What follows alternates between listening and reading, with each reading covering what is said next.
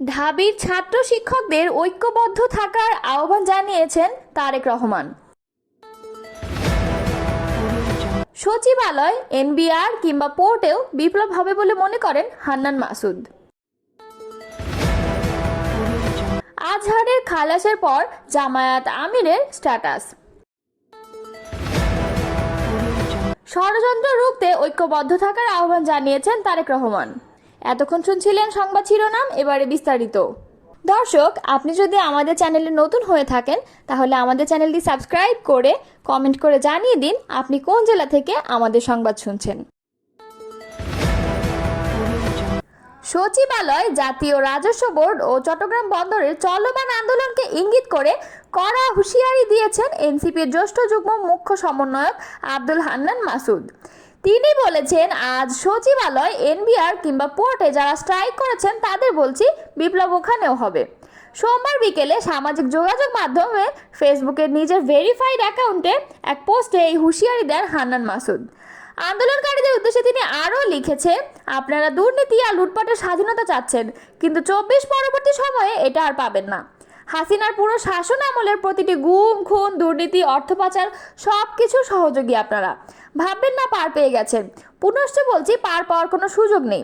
সরকারের উচিত অবিলম্বে এসব দুর্নীতিগ্রস্তকে অপসারণ করে নিরপেক্ষ কমিশনের মাধ্যমে তদন্ত করে ব্যবস্থা নেওয়া। সরকারি চাকরি আইন সংশোধন করে অধ্যাদেশ জারির প্রতিবাদে সচিবালয়ে আন্দোলন করছেন কর্মকর্তা কর্মচারীরা। অন্যদিকে এনবিআরকে ভাগ করে জারি করা রাজস্ব নীতি ও রাজস্ব ব্যবস্থাপনা অধ্যাদেশ 2025 বাতিলের দাবিতে আন্দোলন করে আসছিলেন এনবিআরের কর্মীরা। এর পরিপ্রেক্ষিতে সরকারের দাবি মানার আশ্বাস দিয়েছে। পরে রোববার রাতে কর্মসূচি প্রত্যাহার করেন এনবিআরের কর্মকর্তা কর্মচারীরা। তবে সংস্থাটির চেয়ারম্যানকে অপসারণের জন্য 3 দিন সময় বেঁধে দিয়েছে এই আন্দোলনের প্ল্যাটফর্ম এনবিআর সংস্কার ঐক্য পরিষদ। এদিকে চট্টগ্রাম বন্দরের নিউ মেরিন কন্টেইনার টার্মিনাল বিদেশিদের হাতে দেওয়ার সিদ্ধান্ত প্রতিবাদে আন্দোলন করেছে জাতীয়তাবাদী শ্রমিক দল। মানবতা বিরোধী অপরাধের মামলায় খালাস পেয়েছেন জামায়াত নেতা এটিএম আজহারুল ইসলাম। আন্তর্জাতিক অপরাধ ট্রাইব্যুনালের মৃত্যুদণ্ডের রায় বাতিল করে সর্বোচ্চ আদালতে রায় দেন। রায়ের পর ফেসবুকে স্ট্যাটাস দিয়েছেন বাংলাদেশ জামায়াত ইসলামের আমির ডক্টর শফিকুর রহমান। মঙ্গলবার 27 মে নিজের ভেরিফাইড ফেসবুক আইডিতে একটি পোস্ট করেন। পোস্টে জামায়াত আমির ডক্টর শফিকুর রহমান লেখেন, আলহামদুলিল্লাহ, সুমা আলহামদুলিল্লাহ। এর আগে মানবতা বিরোধী অপরাধের মামলায় জামায়াত নেতা এটিএম আজহারুল ইসলামকে মৃত্যুদণ্ড থেকে খালাস দিয়েছে আপিল বিভাগ। মঙ্গলবার প্রধান বিচারপতি ডক্টর সৈয়দ রেফাত আহমেদের নেতৃত্বে 7 বিচারপতির পূর্ণাঙ্গ আপিল বেঞ্চে রায় ঘোষণা করা হয়। উল্লেখ্য, বৃহস্পতিবার সকালে মানবতা বিরোধী অপরাধের মামলায় মৃত্যুদণ্ডাদেশের বিরুদ্ধে জামায়াতে ইসলামের নেতা এটিএম আজহারুল ইসলামের আপিলের উপর দ্বিতীয় দিনের শুনানি শুরু হয়। মঙ্গলবার 6 মে প্রথম দিনের শুনানি। 71-এ মুক্তিযুদ্ধ চলাকালে রংপুর অঞ্চলে বাড়িঘরে লুণ্ঠন ও অগ্নিসংযোগের মতো 9 ধরনের 6টি মানবতা বিরোধী অপরাধের অভিযোগ আনা হয়েছিল এটিএম আজহারের বিরুদ্ধে। 2014 সালের 30 ডিসেম্বর আন্তর্জাতিক অপরাধ ট্রাইব্যুনালের দেওয়া রায়ে 2 নম্বর, 3 নম্বর এবং 4 নম্বর অভিযোগে ফাঁসির দণ্ডাদেশ পান জামায়াতে ইসলামের তৎকালীন সহকারী সেক্রেটারি জেনারেল আজহারুল ইসলাম। এছাড়া 5 নম্বর অভিযোগে অপহরণ, নির্যাতন, ধর্ষণ সহ বিভিন্ন অমানবিক অপরাধের দায়ে 25 বছর ও 6 নম্বর অভিযোগে নির্যাতনের দায়ে 5 বছরের কারাদণ্ডাদেশ দেওয়া হয়।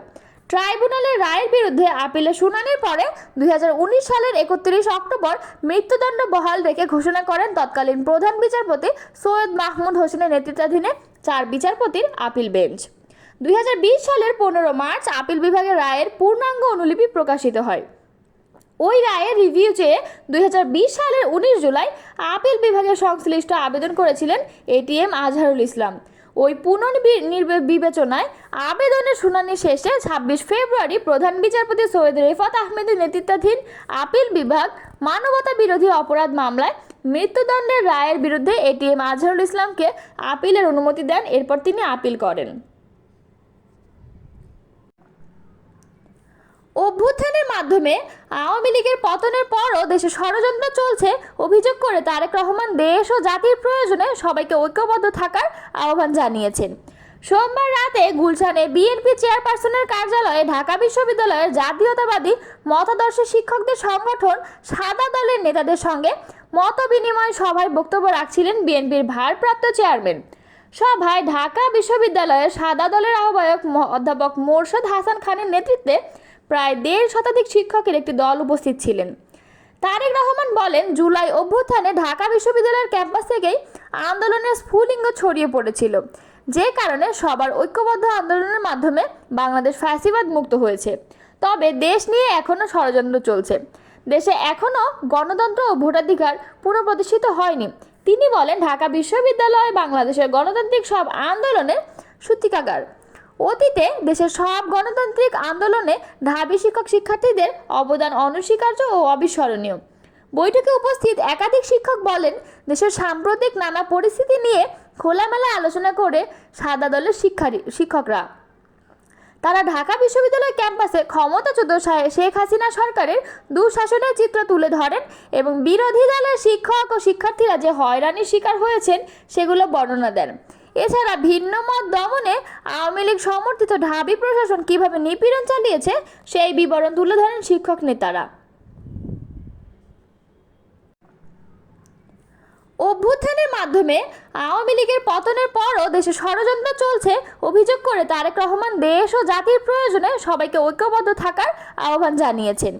সোমবার রাতে গুলশানে বিএনপি চেয়ারপারসনের কার্যালয়ে ঢাকা বিশ্ববিদ্যালয়ের জাতীয়তাবাদী মতাদর্শ শিক্ষকদের সংগঠন সাদা দলের নেতাদের সঙ্গে মত বিনিময় সভায় বক্তব্য রাখছিলেন বিএনপির ভারপ্রাপ্ত চেয়ারম্যান।